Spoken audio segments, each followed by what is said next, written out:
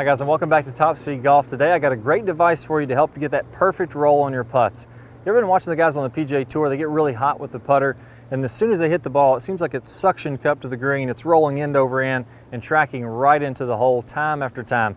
Jordan Spieth does this a lot when he gets really hot with the putter, and it's really fun to watch. Well, this device from Eyeline Golf is called the Roll Board, and it's going to tell you if you're getting that perfect roll. So it has a small amount of felt on this board, and I'll go ahead and set a putt up here right in the center of this board. I'll try to get a pretty good roll on this.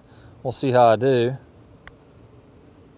There we go. And now that what this is going to allow you to do is, as you look at the board, you lift it up and look at it, it's going to show you, and if you have a nice consistently thick line the entire way, that's telling you that your ball isn't bouncing up and down on the green. So if we do this properly, we're going to have a little bit of loft on our putter face naturally. As we're coming through contact, we're going to have just a tiny bit of forward shaft lean. I mean, my shaft is going to be leaned forward just very slightly until I just have 1 or 2 degrees of loft. And I'm going to be putting very, very slightly up on the ball. And that's going to get that top spin or that ball rolling end over end right away if I do this properly.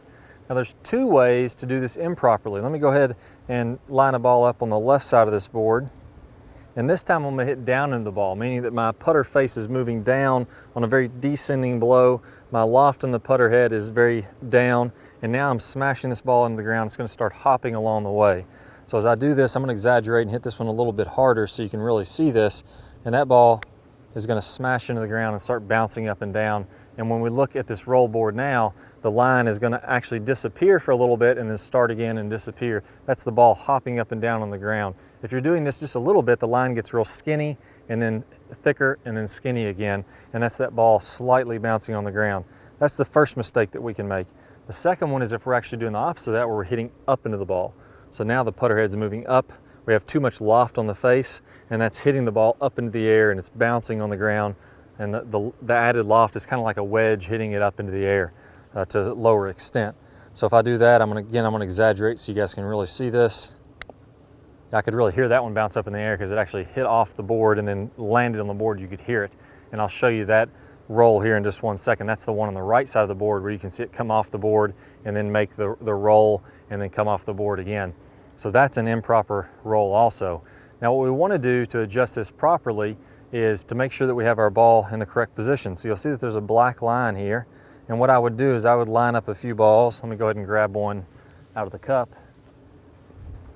And let's say that I roll my first ball and I can see that it's getting thin and then thick again, or it's coming off the board.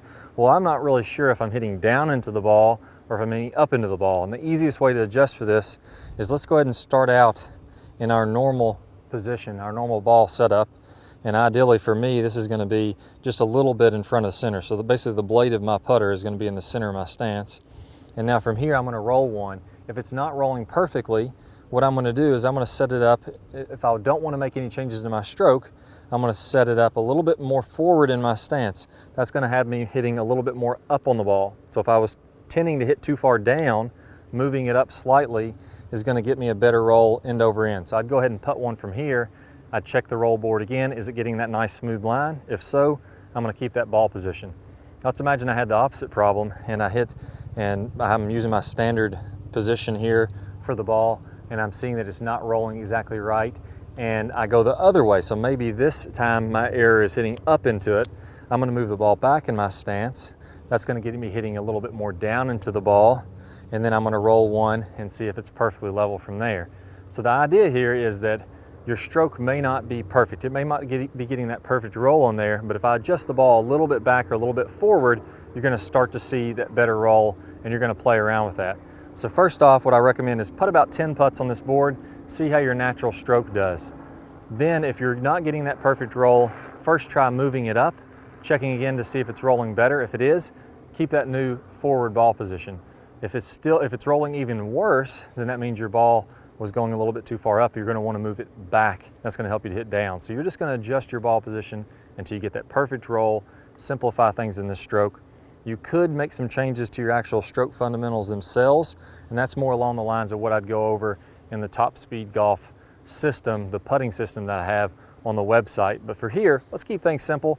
Roll a few on the board, get that nice roll, play with your ball position. You're going to start draining more putts. Good luck to you guys. All right, so I hope y'all really enjoyed this video. You're getting that nice roll on your golf ball.